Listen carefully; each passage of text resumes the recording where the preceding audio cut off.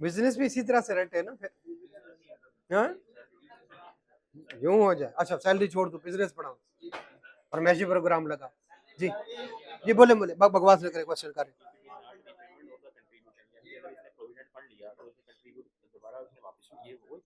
नहीं नहीं, वो उसकी जो है, यानी जो इम्प्लाई कंट्रीब्यूशन है उसकी बात नहीं हो रही इफ द पेमेंट, क्योंकि सैलरी में जाएगी इम्प्लायर कंट्रीब्यूशन और इंटरेस्ट, जो उसकी अपनी कंट्रीब्यूशन होगी वो तो रीपेमेंट है, वो इधर कंसिडर नहीं करेंगे। तीन तरह की पेमेंट होती है। नंबर वन एम्प्लायर कंट्रीब्यूशन, एक इम्प्लाई कंट्रीब्यूशन और एक कौन से वाली सैलरी क्या है, एम्प्लायर कंट्रीब्यूशन और इंटरेस्ट। इम्प्लाई कंट्रीब्यूशन तो उसकी अपनी कंट्रीब्यूशन थी जो हम उसको रीपे कर रहे हैं, तो वो सैलरी नहीं है। चले स्टार्ट करते हैं जी जी जी। क्या उनकी उनकी रिटर्न अलहदा है थोड़ी, किसी हद तक सही कह रहे हैं कि उनको एग्जम्पशन भी है।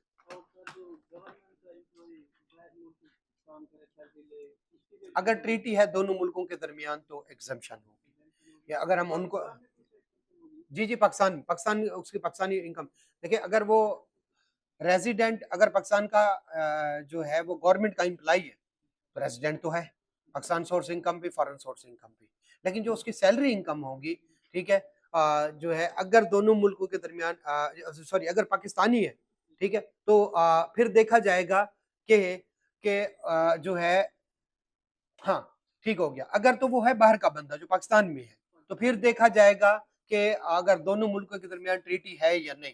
अगर वो सिंपल पाकिस्तानी है और जो है बाहर है, तो वो हमेशा रेजिडेंट रहेगा और उसके लिए कोई इस तरह की एग्जाम्पशन नहीं है। वो ये नहीं होगा कि मुल्क छोड़ के चला गया, वो कभी भी मुल्क नहीं छोड़ता जो गवर्नमेंट का इम्प्लाई हो। जी और कोई क्वेश्चन? चले हम स्टार्ट करने लगे हैं, और कल हमने डेफिनेशन कर ली थी, और उसके बाद हमने जो है मेन इसका पार्ट किया था, वो क्या है, tax free salary. Tax free salary, और जब इम्प्लायर सैलरी दे उसको फिक्स अमाउंट पे कर दे, या कहे तुम्हारा सारे का सारा टैक्स मैं पे करूंगा। उसके बाद है जनाब रिसीव्ड वाला मामला, तो वो रिसीव्ड वाला भी हमने पढ़ लिया था। फिर कौन से वाला, ये हमने पढ़ा था कि टोटल जब एक इम्प्लाई अमाउंट रिसीव करे, ठीक है, कौन से वाला, ये वर्ड यूज करेगा, टर्मिनेशन ऑफ एम्प्लॉयमेंट, या फिर कौन से वाला, कंपनसेशन फॉर रिडेंडेंसी या लॉस ऑफ एम्प्लॉयमेंट। ही मे क्वांटरलैंड, अगर वो चाहे तो सारी की सारी इसी साल कर ले, लेकिन अगर वो चाहे तो इसको एवरेज रेट पे भी कर सकते हैं। एवरेज रेट कौन से वाला, फिर सारी बाकी सैलरी पे नॉर्मल रेट लगाएंगे, लेकिन जो ये कंपनसेशन वैली होगी इस पे एवरेज रेट लगेगा। एवरेज रेट क्या होता है, पिछले 3 साल का जो है टैक्स और पिछले 3 साल की इनकम, अगर इनमें से किसी साल में लॉस हो या उसकी इनकम ना हो तो उसको निकाल के बाकी दो की एवरेज ले ले। चल आगे चलते हैं।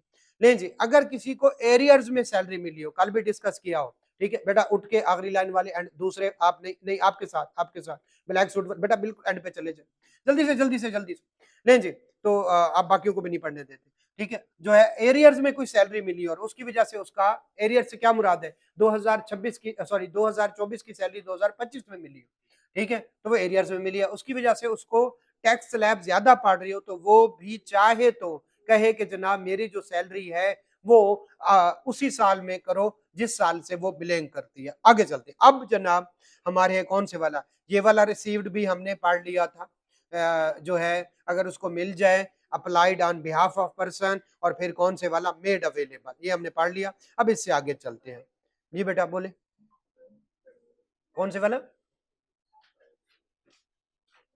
जी जी पर्क्स, पर्क्स पे आज वही स्टार्ट करने लगे, पर्क से स्टार्ट कर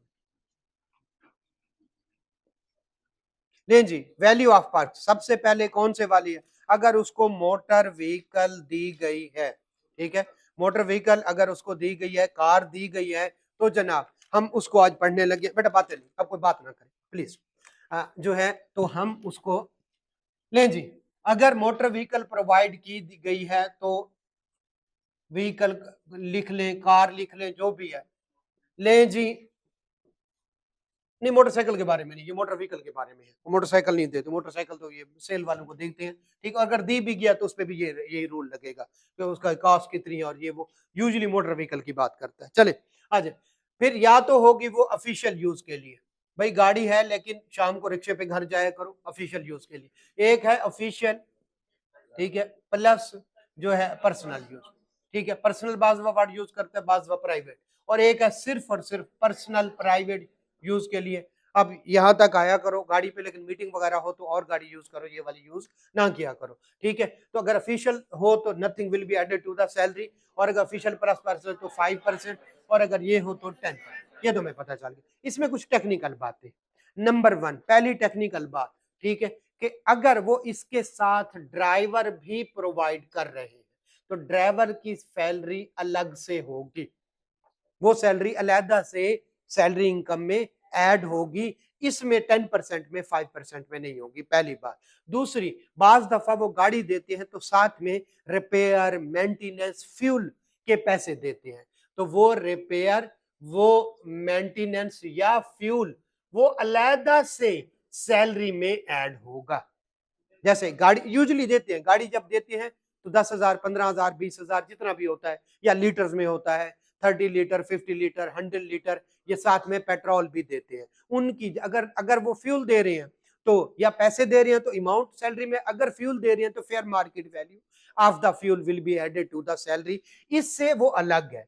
अगली बात जो बिल्कुल अजीब सी है, अगर कोई अमाउंट पे कर रहा है, यानी उन्होंने गाड़ी ली किस पे, जो है लीज पे, और वो कहता है आधी लीज मैं पे करूंगा, हम इसको इग्नोर करेंगे, बाकी किसी भी सिचुएशन में इग्नोर नहीं करते। अगर कोई कंट्रीब्यूशन, उन्होंने गाड़ी दी हुई है, सर थोड़े बहुत मैं पैसे दे दूंगा, ठीक है, जो है मेरा आने जाने का किराया लग जाता है ऐसे 10,000, ठीक है, तो 5,000 मैं दे दिया करूंगा, मुझे गाड़ी दे दे। उन्होंने गाड़ी दे दी तो ये 5,000 इग्नोर करेंगे, क्योंकि लॉ कहता है 10%, 5%। क्लियर हो गया। तो गाड़ी की मद में अगर इंप्लाई कुछ पेमेंट कर रहा है और उसको बदले में उन्होंने क्या दी हुई है, गाड़ी दी हुई है, तो हम उसको क्या कर देंगे, इग्नोर करेंगे। अगली बात, अब देखा जाएगा 5% और 10% किसका है, यूजुअली किसका लेते हैं, कॉस्ट का। जब गाड़ी परचेज करें तो वो कॉस्ट दे देगा, साथ में वो देता है फेयर मार्केट वैल्यू, इग्नोर। वो कहता है गाड़ी इंप्लाई ने अभी ली है तो उसकी कॉस्ट ये है, 4 साल पहले ली थी उसकी कॉस्ट ये है, किसी भी सूरत में जो भी बात हो इग्नोर करें। वो कहता है इसकी रेजिडुअल वैल्यू ये है, आपने इग्नोर करनी। उसकी बुक वैल्यू ये है, इग्नोर करना है। आपने जब भी गाड़ी परचेज करे तो आपने देखनी है कॉस्ट, कॉस्ट का 5% या कॉस्ट का 10%, ये मैक्सिमम चीजें हैं जिनमें वो घुमा सकता है। अगली बात, अगर गाड़ी है लीज पे तो उस दौरान जिस दिन lease Inception of start of lease, जिस दिन ये लीज स्टार्ट हुई उस दिन फेयर मार्केट वैल्यू उसका 5%, उसका 10%। अब वो क्या कहता है, इतने रेंटल पे कर चुका है, आज इसकी फेयर मार्केट वैल्यू ये है, फेयर मार्केट वैल्यू में घूम जाएंगे। फेयर मार्केट वैल्यू जब लीज स्टार्ट हुई थी वो कह देता है अभी इसकी जो बुक वैल्यू है वो ये है, इग्नोर कर दें। रेजिडुअल वैल्यू ये है, बारगेन परचेज ऑप्शन ये है, ठीक है। ये इस तरह के कई लफ्ज दे देगा, आपने इग्नोर करनी, आपने ढूंढनी है नंबर 1 फेयर मार्केट वैल्यू। वो भी कब, 3 तरह की फेयर मार्केट वैल्यू दे सकता है। जब ली थी ये वाली फेयर मार्केट वैल्यू, उससे पहले ये गाड़ी किसी और के पास थी, जब आप आए और आपने एम्प्लॉयमेंट स्टार्ट की उस दिन फेयर मार्केट वैल्यू ये थी, आज फेयर मार्केट वैल्यू जो है। आप कहेंगे जब मैं आया कोई फर्क नहीं पड़ता, आज की फेयर मार्केट वैल्यू मुझे बताओ, जब गाड़ी ली थी, लीज जब स्टार्ट हुई थी उस दिन फेयर मार्केट वैल्यू। इसमें से मैक्सिमम ये या ये वाला क्वेश्चन बन सकता है, इससे आगे वो नहीं जा सकता। फिर वो क्या करता है, वो देता है 2 गाड़ियां, एक आपको अभी दी, पहले वाली गाड़ी आपको ट्रांसफर कर दी, तो वो हम ट्रांसफर में पढ़ेंगे कि उसका क्या करना है, ठीक है। लीज 1 होगी, 2 होगी, 3 होंगी, 1 है, जो भी है, यही वाले मैक्सिमम केसेस बनते हैं, इससे ज्यादा केसेस बन ही नहीं सकते। 1-2 केसेस हैं जो CFAB में है, लेकिन वो उस तरह से हमारे सिलेबस में फिर नहीं बनते। क्लियर हो गया, ये वाली बात क्लियर। आगे चलते हैं। ये हमें हर तरह से हमने डिस्कस किया जो है हमने इसको। फिर आगे चलते हैं जी, किसकी, हाँ ये वाली बात के दरमियान वो आया है जनाब मार्च में। अब गाड़ी की जो वैल्यू है वो है समझे 20 लाख, उसको दे दी, है भी उनकी अपनी, तो कॉस्ट का अब उसको गाड़ी दे दी ऑफिशियल पर्पस प्लस जो है कि प्राइवेट, तो 5% किसका, 20 लाख का ले ले। लेकिन वो तो मार्च में आया है, वो रहा है मार्च, अप्रैल, मई और जून, 4 महीने। तो हम क्या करेंगे 4/12, इसको अपॉर्चुनिटी कहते हैं। अच्छा पॉइंट इन्होंने बता दिया कि ये वाला केस भी बन सकता है कि अगर जो ड्यूरिंग द ईयर आप ज्वाइन करें, या आपको ज्वाइन आपने पहले किया हुआ था, गाड़ी आपको मार्च में मिली, वो पहले किसी और एम्प्लॉय की थी, वो छोड़ के चला गया, आपको मिल गई, आप पहले काम कर रहे थे, तो इस तरह से घुमा सकता है। जितने महीने गाड़ी यूज करें 5% 10% निकालने के बाद उतने महीने पे क्या कर दे उसको, और अगर वो डेज दे दे तो वो और ज्यादा बेहतर है। वो फिर क्या होगा जो है वो 80 डेज डिवाइडेड बाय 365, ये ज्यादा बेहतर हो जाएगा। डेज दे तो डेज में कर ले, मंथ दे तो मंथ में कर ले। चले आगे जी जी जी, गाड़ी क्या पार्सल जो रिपेयर मेंटेनेंस, ठीक है, तो फिर वो उनको भी अपॉर्चुनिटी कर ले, बेहतर यही है। लेकिन वो बाज दफा दोनों ये आए हैं आई कैप के क्वेश्चन में, सीफैब में जो है वो, हाँ कभी वो ही करते, बस ठीक है, लंबी बात नहीं खींचते, आप उसको भी ऑपरेशन कह दे कि अगर वो गाड़ी यूज हो रही है कुछ ऑफिशियल पर्पस के लिए और कुछ किस पे हो रही है, ठीक है, तो 50-50% पे जो है जी। नहीं देखिए, फिर तो जितने एक्सपेंस होंगे गाड़ी उसी हिसाब से इस्तेमाल हो रही होगी ना, तो फिर एज्यूम करें, it assumes the vehicle is being used 50% for private use and 50%, क्योंकि उसने परसेंटेज तो नहीं दी। अगर देखें गाड़ी 90% बिजनेस के लिए यूज हो रही है, जरा सुने, इसको मजीद कर लेते हैं, चले आपने कहा ले आते हैं जरा कुछ और, 90% बिजनेस के लिए यूज हो रही है, जरा सुने, 10% प्राइवेट यूज, तो बताएं कितना रेट लगेगा, 5%, 5%, और 10% बिजनेस के लिए यूज हो रही है, 90% किसके लिए यूज हो रही है, पर्सनल यूज के लिए, फिर रेट 5%, 5%, 5%। क्यों, उसने कहा है पार्टली, पार्टली का क्या मतलब है, 2% बिजनेस और 9% पर्सन, तो फिर भी यही रेट 5% वाला रेट, क्योंकि कानून ने ये नहीं कहा कि अपॉर्चनमेंट करें, इसकी तो अपॉर्चनमेंट नहीं होगी। अब जो उसके साथ एक्सपेंस है, से ड्राइवर की सैलरी, उसके बारे में 5-10% नहीं है, तो उनके एक्सपेंस का क्या करें, अगर कुछ ना लिखा हो तो 50-50 कर दे, और अगर बता दे तो फिर उसी हिसाब से करें। फिर क्या 2% किसको, बिजनेस को, और 98% पर्सन को, क्लियर हो गया, उसकी सैलरी में ऐड होगा। तो यस, ये एक जजमेंटल से क्वेश्चन है, लेकिन यस इसमें आपका मजीद कंसेप्ट क्लियर हो गया कि अगर अगर पार्टली का वर्ड यूज किया, पार्शली का लफ्ज यूज किया है, तो अगर 2% बिजनेस के लिए और 98% पर्सनल, ये भी पार्शली, और 50-50 है, ये भी पार्शली है, 30 जो है वो 70 है, ये भी पार्शली है। तो आपने 5% यूज करना है। एक क्वेश्चन में उसने ये वाली बात की हुई है, उसने परसेंटेज दे दी, भाई हमने तो क्या करना है जो है सिंपल। चले आगे, कौन से वाला,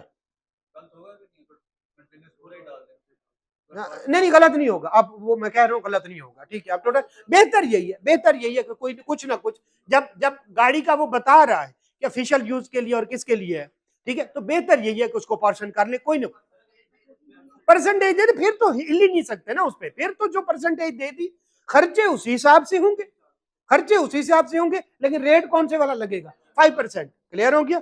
लेकिन अगर वो परसेंटेज ना दे तो फिर भी आप 50-50 कर ले, आप कह ले कि आधा किसके लिए यूज हो रहा है, लेकिन एजम्पशन फिर उसको नोट्स में बताएं जाके कि मैं एजम्पशन ले रहा हूं कि आधा किसके लिए यूज हो रहा है, बिजनेस के लिए, और आधा किसके लिए यूज हो रहा है, ये पर्सनल, सारा लिख दे तो भी ठीक है, लेकिन बेहतर जी जी चले आगे।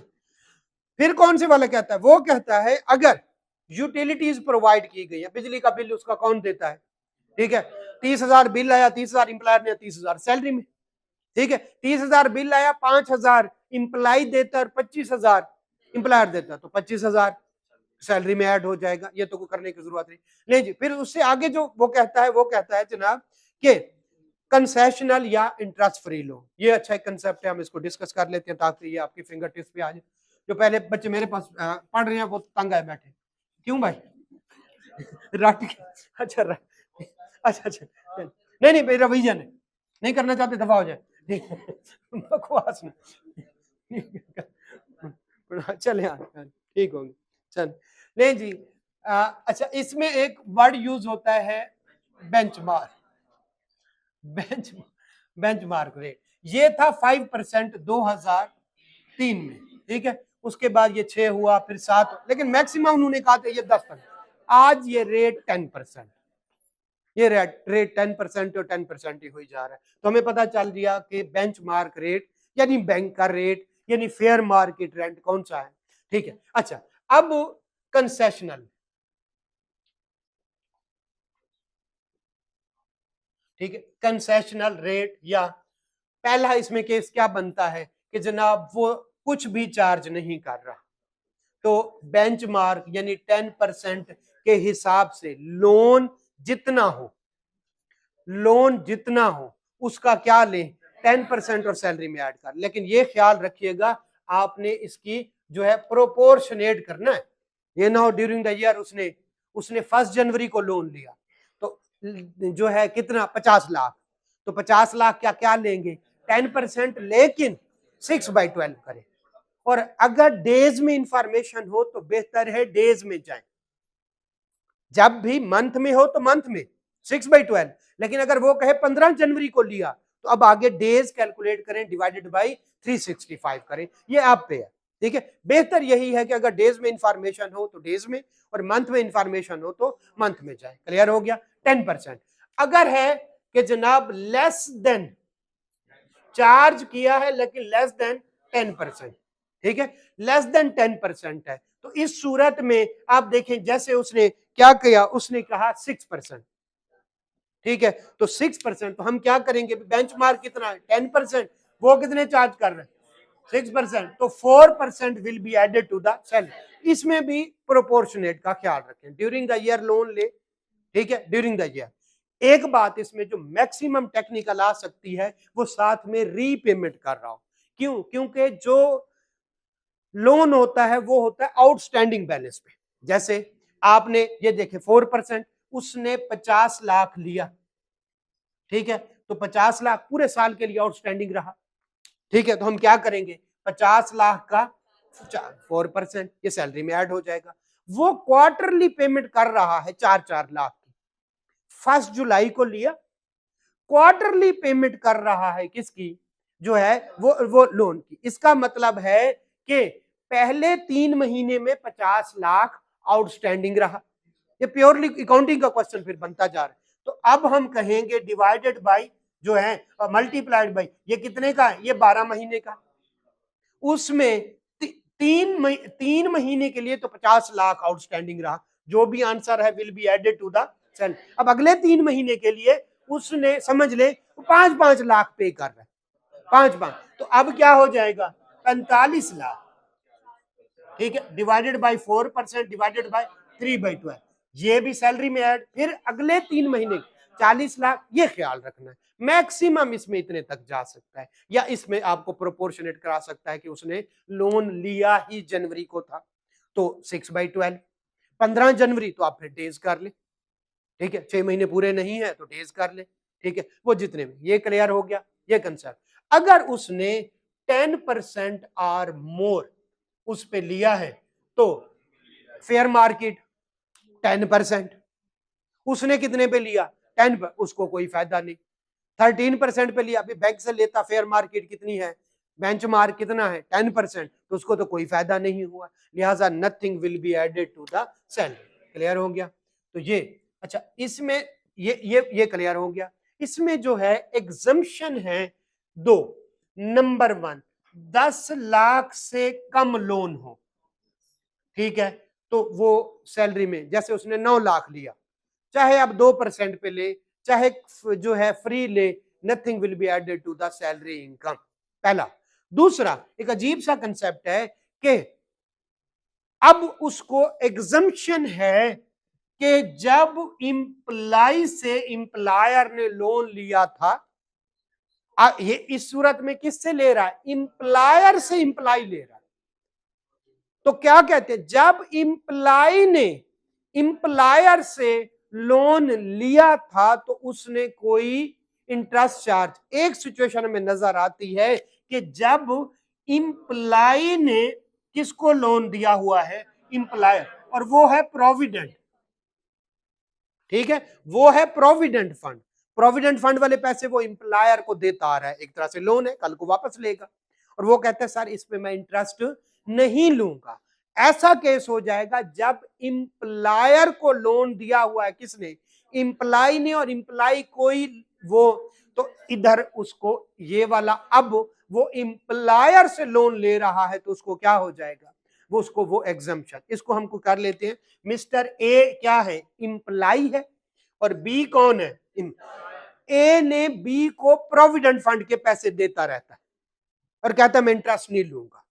अब ए को लोन जरूरत पड़ गया है, उसने बी से लोन लिया है, nothing will be added to the salary, क्योंकि जब इंप्लाई ने दिया था लोन इसको तो उसने भी कुछ चार्ज, ये दो सिचुएशन क्लियर हो गया, ये दो सिचुएशन है। आ जाए तो अभी तक इसमें से कोई अच्छा क्वेश्चन नहीं बना इसको जी, अमाउंट 10 लाख से ज्यादा हो, 2% चार्ज करे, 70% चार्ज करे, nothing will be added to the salary income. क्यों, क्योंकि जब इंप्लाई ने लोन दिया था तो उसने भी कुछ चार्ज नहीं किया था, लिहाजा अब इंप्लायर भी कुछ चार्ज नहीं करेगा और टैक्स वाले भी कुछ चार्ज नहीं करेंगे। ये क्लियर हो गया। अब ये कंसेप्ट क्लियर है यहां तक। इसमें से मेरे ख्याल में ये फेवरेट है और ये वाली बात फेवरेट है, सीधा सीधा क्वेश्चन तो पूछता है नहीं, आई कहता है, ठीक है। तो ये दो बातों पे ग्रिप रखे, अगली बात पे चलते हैं।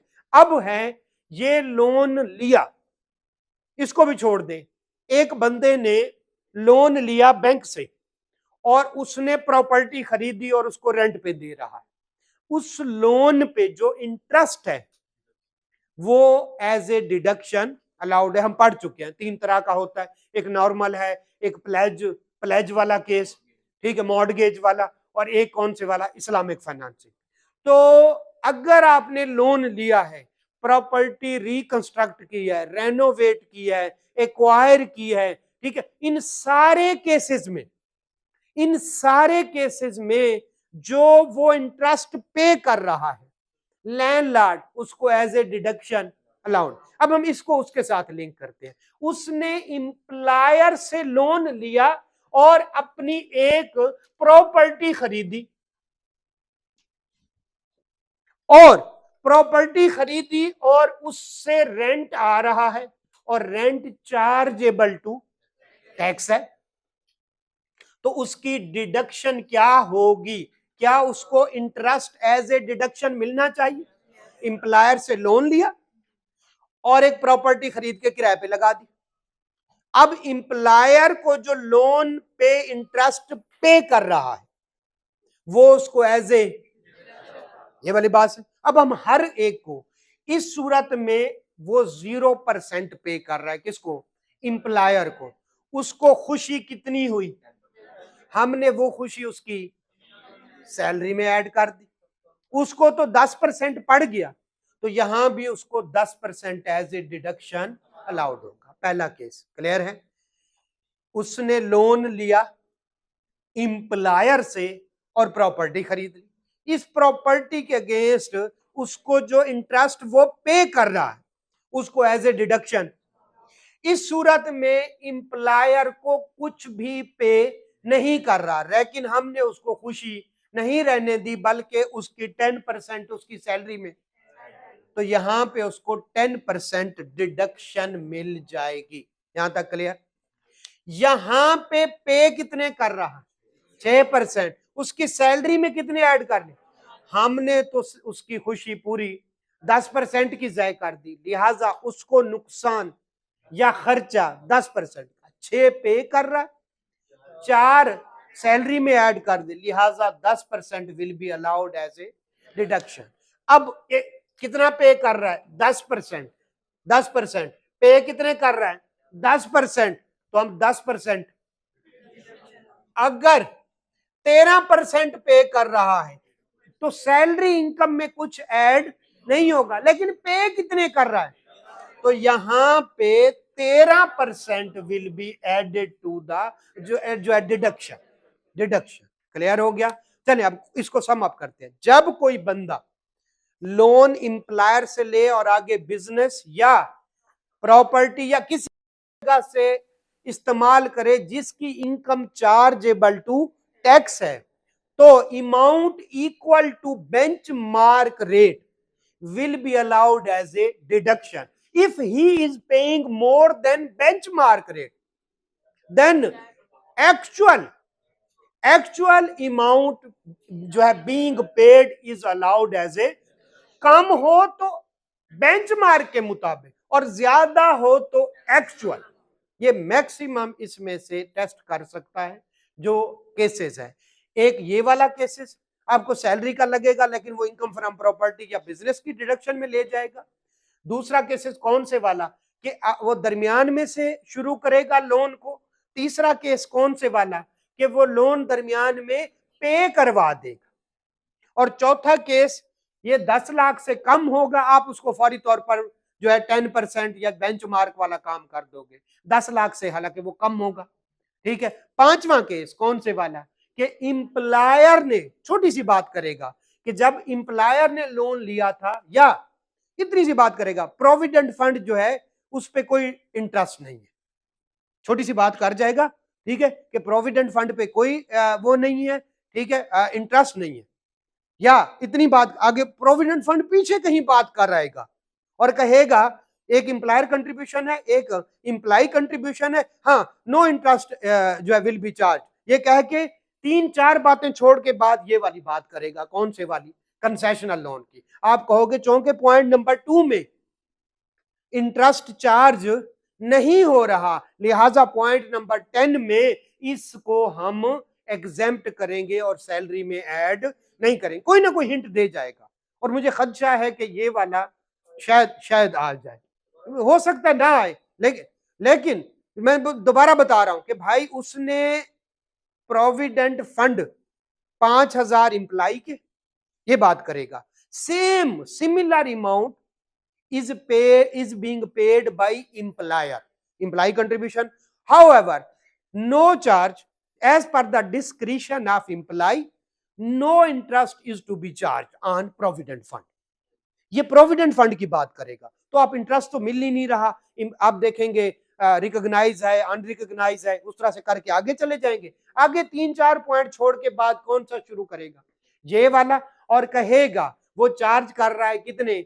6%। आप फौरी तौर पर होगा 6%, बेंच पर मार्च कितना है? 10%, 4% आप सैलरी में क्या कर दोगे? ऐड कर दोगे, जो कि गलत होगा क्योंकि पीछे वो एक हिंट दे चुका है कि प्रोविडेंट फंड में इंटरेस्ट जो है चार्ज नहीं करना। कुछ अटेम्प्ट पहले CFAB में वो ये हरकत कर चुका। ठीक है, तो आप पे भी आ सकती है। आगे चलते जी, बोले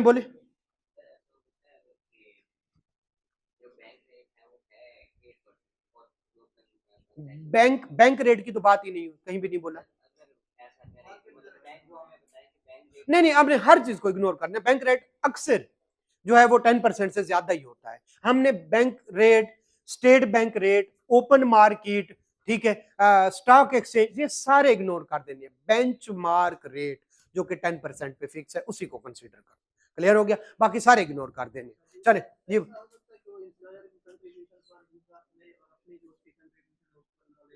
ये भी हो सकता है, तो इसका मतलब इंटरेस्ट ले रहा है इस पर, वो माफ नहीं कर रहा। हमारा केस होगा, लेकिन इतना मेरा नहीं ख्याल कि उसके पास बड़ा मार्जिन अभी पड़ा हुआ है, मेरे नहीं ख्याल इतने वो डीप उसमें जाएगा। ले जी, बेंचमार्क हमने पढ़ लिया, आगे चलते हैं।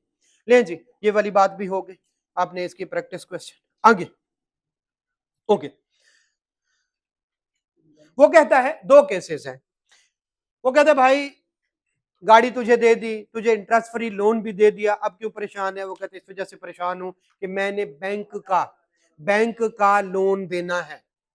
ठीक है, वो कहता चल वो लोन मैं दे देता हूं। अब 12 लाख बैंक का लोन था, वो किसने पे कर दिया? तो हम सीधा ये सैलरी में 12 लाख ऐड कर ले। फिर अगले दिन और फिर क्यों है? कहता 50 तेरा भी तो देना। कहता वो भी वेव ऑफ कर देता हूं। तो जब थर्ड पार्टी हो तो वो पे कर रहा है कौन? इंप्लायर। जब अपना लोन था कैसे ये लोन भी ले सकता, हो सकता है वो हायर कंपनी में हो और कंपनी से क्या ले गया हो, एसी ले गया हो। अब कंपनी को क्या करना है, पे करना है। अगर पे करना हो तो किसी अच्छी कंपनी का नाम लेते, ठीक है, एम्प्लॉयर को कह, तो जो है एम्प्लॉयर कहते हैं दफा हो, तुझे माफ किया। तो जिस दिन वो कहता दफा हो, उस दिन उनकी फेयर मार्केट वैल्यू या जो भी पेएबल था वो क्या होगा, ठीक है, ओके हो गया। चले जी जी बोले। अल्लाह ऐसे ऐसे इम्प्लाई तो जो है, सॉरी एम्प्लॉयर हर एक को दे अल्लाह, इम्प्लाई तो ना ही दे। नहीं जी ठीक है। अच्छा फिर अगली बात करता है, ये इसको अब पल्ले बांध ले। अगली बात जो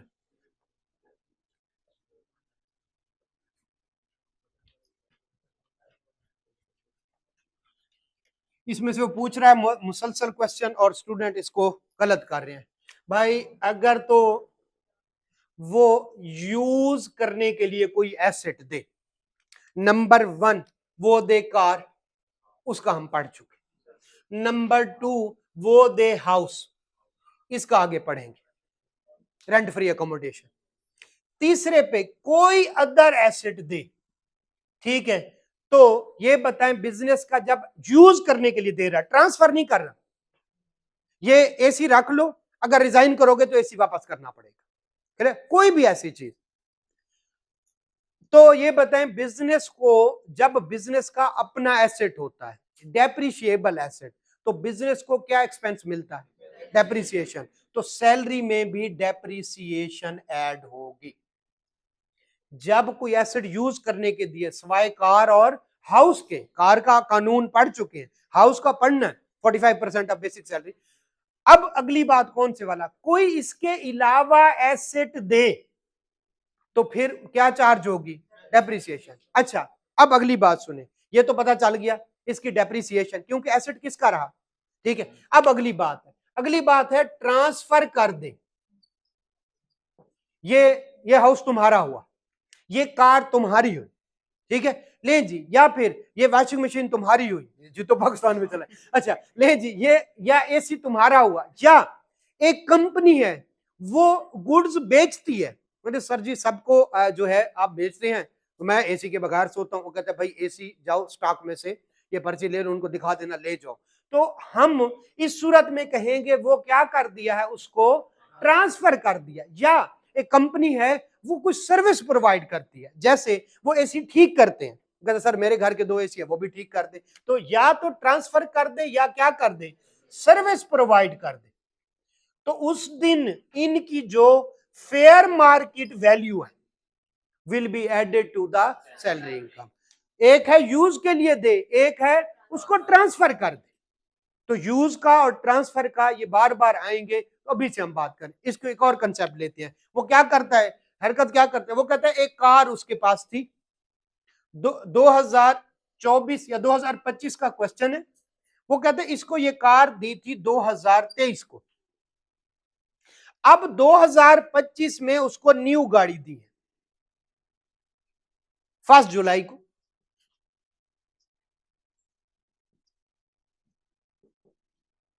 अ, 2023 को दी थी और अब 26 आ गया, 26 जो है 1/7/2025 को स्टार्ट हुआ, उसको नई गाड़ी दे दी गई, ठीक है। और जो पुरानी वाली उसको कही तुम रख लो, अब पुराने वाली नई वाली, तो नई वाली पे हम देखेंगे वही वाला कानून, और पुरानी तुम रख लो, इसका क्या मतलब, फेयर मार्केट वैल्यू। और फिर अगली जो बात करता है, पुरानी गाड़ी उस कहा रख लो एट बुक वैल्यू, और जितनी बुक वैल्यू इसका मतलब है उसने इतनी पेमेंट की, तो उसकी फेयर मार्केट वैल्यू से वो बुक वैल्यू माइनस कर देंगे, बाकी क्या हो जाए, क्लियर हो गया। तो fair market value minus any amount paid by employee, यहां से वो केस बना सकता है, ठीक है। तो इसको कुल जी बेटा जी कार ट्रांसफर करे 5%, पुरानी कार का 6 महीने, जी जी उसी कार को ट्रांसफर कर दिया, कब किया, मिन में कोई डेट बता दे, 1 जनवरी को। तो जब हम लेंगे 5 महीने 6 महीने यूज किया, तो 5% से वो पार्टली फॉर बिजनेस थी, सॉरी पार्टली फॉर ऑफिशियल थी, पार्टली फॉर जो प्राइवेट यूज। क्लियर हो गया? तो 5% लेंगे से 20 लाख की, 20 लाख का 5% लेंगे, ये पूरे साल का है, उसको मल्टीप्लाइड बाई डिवाइडेड बाई 12, ये साइड पे आ गया। अब उनको 1 जनवरी को वो ट्रांसफर कर दी गई। कितने पे ट्रांसफर? समझ ले 2 लाख। उसकी फेयर मार्केट वैल्यू थी 5 लाख, तो 5 में से 2 माइनस करके 3 सैलरी में ऐड कर। क्लियर हो गया? और एक और गाड़ी दे दी गई, उसको भी समझ ले वो 40 लाख की है, 40 लाख का 5%, लेकिन कितने महीने के लिए? 6 महीने। क्लियर हो गया जी? और पूछे? चल, खुद खरीद ले, उसको चपेड़े मारे, नई गाड़ी खरीद ली है, वो खुद खरीद ले, क्या any benefit from employer to employee, कौन से वाला? नहीं, मैं फर्दर डिस्कस नहीं करता। चले, ये वाली बातें हो गई, आगे चलते। जी जी, हाउस वाला ले जी, ये इंपॉर्टेंट है, और इसमें से 2-3 केसेस बन सकते हैं। गवर्नमेंट एम्प्लॉय हो, किधर जॉब करता हो? चले चुप करें। नहीं, ठीक है, ले जी। अच्छा, बहुत अच्छा क्वेश्चन है, अगला टॉपिक। वैल्यूएशन ऑफ अकोमोडेशन, मुझे पता है तू जिधर ले जाना चाहता है। वैल्यूएशन ऑफ अकोमोडेशन, यार इनको नहीं समझ आएगी ना, ठीक है, अमलदा बैठ के बाद, हाँ भाई level. Valuation of accommodation, valuation of accommodation, भाई घर दिया है, ठीक है, घर यूज के लिए दिया है, घर अगर ट्रांसफर कर दिया है, ठीक है भाई, वो तो फेयर मार्केट वैल्यू। ये किसके लिए दे रहा है? यूज के लिए, यूज के लिए घर दे रहा है, ठीक है। तो घर छोटा है, घर बड़ा है, घर शहर के अंदर है, घर दूर दराज के किसी देहात में है, एक ही कानून, फर्निश्ड है, चोलिस्तान में कौन, फर्निश्ड है, अनफर्निश्ड है, जो भी कच्चे में घर दे दिया है। अच्छा, तो ठीक है, वहां पे शायद लूंड रहता है। चल खैर, ले जी, तो भाई 45% of basic salary, basic salary, ठीक है, इसका कंपैरिजन करना है, ठीक है। अच्छा, बेसिक सैलरी के साथ अगर एमटीएस मिनिमम, इसको प्रेफर करें। अब मिनिमम टाइम स्केल सैलरी क्या है? इस तरह से लिखा होता है, लाख जो है 10,000, ठीक है, और आगे लिखा है यानी 5 लाख। इसका क्या मतलब है? लाख आपकी सैलरी स्टार्ट होगी पहले साल, उसमें हर साल 10,000 का इजाफा होगा, मिनिमम 5 लाख, इसको कहते हैं एमटीएस, ठीक है, जो है टाइम स्केल सैलरी, ठीक है। अब इसमें ये मिनिमम अमाउंट है। अगर किसी बंदे को तीसरा साल है तो उसकी बेसिक सैलरी क्या होगी? 1 लाख प्लस 10,000 प्लस 10, 30,000 नहीं, 20,000। पहले साल तो उसको 1 लाख ही मिलेगा, दूसरे साल 1,10,000, और तीसरे साल 1 लाख। तो बेसिक सैलरी होगी उसकी 1,20,000, लेकिन हमने minimum of time scale salary ले, ठीक है। तो ऐसी सूरत में बेसिक सैलरी कितनी? तीसरा साल है तो बेसिक सैलरी कितनी बनेगी? बाकी हर एक के लिए, हर कैलकुलेशन के लिए 1,20,000 लेंगे। नहीं समझ आई? दोबारा बताता हूं, हर साल 10,000 बढ़ना है, तो पहले साल कितनी होगी? 1 लाख, दूसरे साल 1,10,000, तो तीसरे साल 1,20,000। तो हर कैलकुलेशन के लिए 12 महीनों पे इसको करेंगे तो 1,20,000 के हिसाब से करेंगे, लेकिन जो इसका जो 45% लेना है वो किसके हिसाब से? लाख रुपए के हिसाब से। जब वो टाइम स्केल सैलरी दे दे तो उसका मिनिमम, क्लियर हो गया? ये वाली बात समझ आ गई? और इसको मल्टीप्लाइड बाई 12 करेंगे, बाकी सारी कैलकुलेशन के लिए 1,20,000 यूज करेंगे, सिर्फ घर की कैलकुलेशन के लिए क्या यूज करेंगे? 1 लाख यूज करेंगे। ये टेक्निकल पॉइंट है जो इसमें आ सकता है। चले दोबारा वापस चलो जी। 45% of minimum of time scale salary या बेसिक सैलरी, इसका कंपैरिजन करते हैं किसके साथ? Amount that would have been paid had the accommodation not been provided. वो कहता है भाईजान ये सुनो, 50,000 रुपया महीना ले लो या घर ले लो, अगर तो वो 50,000 रुपया महीना ले तो ये बन जाता है हाउस रेंट अलाउंस, वो अलग से सीधे सीधा सैलरी में ऐड कर। ये कब है? वो कहते हैं मैं 50,000 रुपया महीना नहीं लेता, मुझे घर चाहिए, तो amount that would have been paid had the accommodation not been provided. अगर अकोमोडेशन ना प्रोवाइड की जाती तो कितना था? 50,000 रुपया महीना उसको क्या करना था? मिलना था। इस अमाउंट के साथ 45% of minimum of time scale या बेसिक सैलरी का क्या करेंगे? कंपैरिजन करेंगे। ये क्लियर हो गया? पहली बात, इसमें ये मैक्सिमम जो है चांस आ सकता है कि यहाँ इतने तक जा सकता है। ठीक है, नेक्स्ट जो इसमें बात आती है, ये कंसेप्ट क्लियर है? इसमें कोई क्वेश्चन है तो बताएं जी। ठीक है, ठीक है, इससे आगे जो चलते हैं वो क्या कहता है? वो कहता है कि अगर डायरेक्टर भी हुआ तो कार और घर के मामले में अगर डायरेक्टर को दें तो इंप्लाई ही ट्रांसफर तस्वर होगा उसको जो है। इसके बाद मिनिमम की बात कर ली। अच्छा, कुछ जगहों पे वो कुछ गवर्नमेंट एम्प्लॉइज को जो छोटे शहरों में है तो वहां पे 45% ऑफ बेसिक सैलरी नहीं लगाते बल्कि 30 लगाते। लेकिन अगर 30 लगाएगा तो वो बताएगा, अदरवाइज आपका कानून कौन से वाला है? 45% ऑफ बेसिक सैलरी। इसका अगला जो है वो है सेल्फ हायरिंग ऑफ प्रॉपर्टी। ठीक है, वो थोड़ा कंसेप्चुअल है, ठीक है, वो टेक्निकल है, वो डिस्कस कर लेते हैं। ले जी,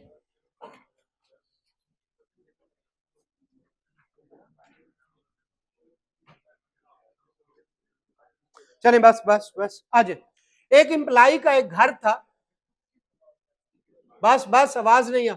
एक एम्प्लाई का घर था एक, उसने वो एम्प्लॉयर को रेंट पे दिया हुआ था। ठीक है, खुद चाहे रेंट पे कहीं और रह रहा था, जो भी है हमारी बला से, उसने एम्प्लॉयर को रेंट पे दिया हुआ। अब ये बताएं एम्प्लाई की वो क्या है? Income from property. ये वाली बात समझ आ गई? ठीक है, अब इसमें अगर उसने एम्प्लॉय को 45,000 पर मंथ के हिसाब से दिया और फेयर मार्केट चल रही है 60,000 will be added to the salary income, sorry property income.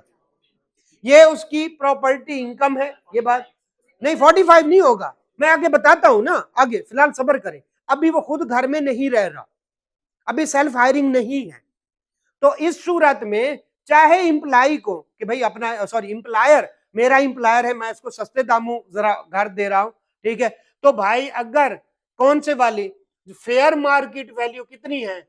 60 है, तो 60 will be added to the income from property. ये क्लियर हो गया? ये वाली। अब हुआ क्या? उसकी प्रमोशन हुई तो उसको वक्त आ गया घर देने का, रेंट फ्री अकोमोडेशन। तो एम्प्लॉयर कहता है भाई तुम्हारा घर कब से खाली पड़ा है, मैं तो तुम्हें ऐसे ही किराया दे रहा था, मेरे तो वो किसी काम का नहीं है, तुम ऐसा करो तुम्हें किराया आता रहेगा, इनकम फ्रॉम प्रॉपर्टी तुम्हें वैसी की वैसी आती रहेगी और तुम उस घर में रहना शुरू कर दो। तो वो कहीं पता नहीं और किराए पे रह रहा होगा या जहां भी, वो अपने ही घर में आके रहना शुरू हो गया। किसने घर दिया? इसका किराया कौन दे रहा है? पोजेशन किसके पास होनी चाहिए? एम्प्लॉयर के पास। एम्प्लॉय के पास क्यों आ रही है? क्योंकि उसको रेंट फ्री अकोमोडेशन। तो ये उसकी इनकम फ्रॉम सैलरी है। ये उसकी क्या है? Income from salary. अपने घर में खुद रह रहा है, वो घर जिसका किराया कौन दे रहा है? एम्प्लॉयर। इसको कहते हैं इनकम फ्रॉम सैलरी। और कौन से वाला? Rent free. देखिए एम्प्लॉयर, ये इसकी प्रमोशन हुई, भूल जाइए घर उसका है, इसकी प्रमोशन हुई और एम्प्लॉयर का एक घर था, उसने कहा उस घर में रहना शुरू कर दो, तो भी तो रेंट फ्री अकोमोडेशन होगी। और ऑलरेडी एक घर था, वो किसने किराए पे लिया हुआ था? एम्प्लॉयर ने। उसने कहा उस घर में रहना शुरू कर दो, तो भी ये इनकम फ्रॉम, लेकिन उसको किराया आ रहा है तो income from.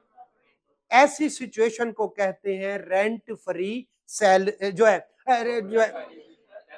Self hiring of a property. Self hiring, इसने हाथ खड़ा कर दिया, मेरा दिमाग उधर ही हट गया। अबे रुक जा, कंसेप्ट 2 दफा भूल चुका हूं तेरी वजह से। अच्छा नहीं जी, तो फिर करता है 2 मिनट मरने नहीं लगा, अगले 5 मिनट तो नहीं मरता।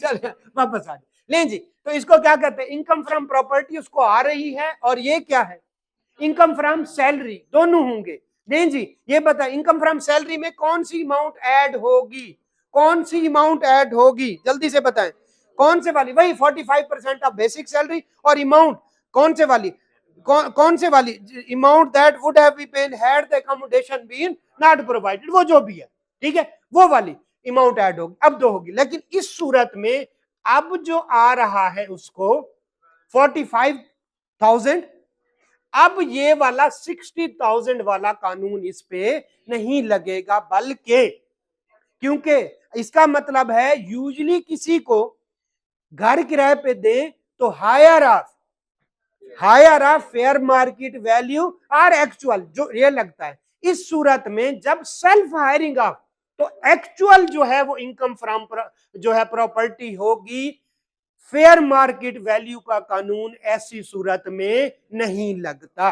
क्लियर हो गया? तो इस सूरत में उस इंप्लाई की दो इनकम होंगी, एक इनकम फ्रॉम प्रॉपर्टी जो उसको रेंट आ रहा है, जो रेंट आ रहा है, दूसरी जो है किसकी, कौन से वाली, जो जनाब जो उसको सैलरी के अगेंस्ट, यानी जो रेंट फ्री अकोमोडेशन जिसको कहते हैं, दो हो जाए। क्लियर है? लेकिन पहले वाले केस में जब वो सेल्फ हायरिंग नहीं थी तो कौन सा केस लगता है, फेयर मार्केट। जब सेल्फ हायरिंग हो जाएगी तो 60,000 की बजाय 45,000 will be the income from property. Clear हो गया? और आखिरी बात इसमें, ये वाली है ना, amount that would have been paid had the accommodation not been provided, अगर ये ना दी हो और fair market value of rent दी गई हो, उसको करते हैं। अगर वो ना दिया हो तो ये कहता है यूजुअली इतना रेंट चल रहा है, फेयर मार्केट की बात नहीं करता। तो तीन बातें 45% ऑफ बेसिक सैलरी के साथ, तीन बातें, नंबर 1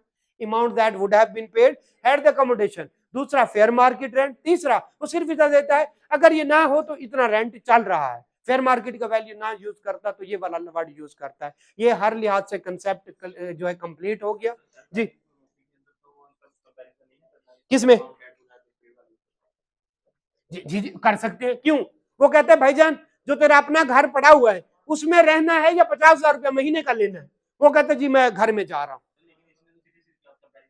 नहीं, मैं एक बात कर रहा हूं ना, ये पूरे का पूरा केस वही आएगा, पूरे का पूरा केस वही आएगा। कौन से वाला? वो देखिए, बात सुने, ये कह रहा है इस सूरत में ये वाला कानून लगेगा, यस लगेगा। कैसे? नंबर 1 तो उसको कितनी आ रही है, 45, इसको साइड पे करते। इनकम फ्रॉम सैलरी में क्या जाएगा, 45% ऑफ बेसिक सैलरी या 45% of minimum of time scale. और उसका कंपैरिजन किसके साथ करेंगे? उसने कहा भाईजान तुम्हारा अपना घर खाली पड़ा है, उसमें रहना है या मुझसे 50,000 रुपया महीने का लेना। वो कहते सर मैं तो घर में जा रहा हूं, तो फिर कौन से वाला? और अगर वो 50,000 लेना शुरू कर दे तो सेल्फ हायरिंग तो होगी नहीं, वो ये अलाउंस बन जाएगा। तो यस हो सकता है। क्लियर? कोई और क्वेश्चन इस बारे में? चले आगे चलते हैं। Imply share scheme, imply share scheme सिर्फ और सिर्फ थोड़ा सा पढ़ लेते हैं, कल इसको डिटेल से पढ़ेंगे। इम्प्लाई शेयर स्कीम, भाई इम्प्लाई को कहा कि भाईजान ये आपको एक लेटर देते हैं, उसको कहते हैं शेयर ऑप्शन। शेयर ऑप्शन मैंने उठा देना, आपको पीछे बैठा देना, वो अकेला डर रहा है उसके पास। नहीं जी, share option, share option, share option क्या होता है भाई? मार्केट में वैल्यू है 100 रुपए शेयर की, जब तेरा दिल चाहे तो 45 रुपए का शेयर खरीद लेना। अब ये इस शेयर ऑप्शन को कभी फ्री में देते हैं और कभी इसके अगेंस्ट कोई ना कोई अमाउंट चार्ज। अगर अमाउंट चार्ज करें तो वो ऑप्शन की कॉस्ट बन जाती है। क्लियर हो गया? ले जी, इंप्लाई शेयर स्कीम क्या है? इंप्लाई को कंपनी के शेयर खरीदने का मौका देना, और वो भी सब्सिडाइज रेट पे। क्लियर हो गया? कल यहीं से स्टार्ट करेंगे। चलें, काफी है बस, ठीक है।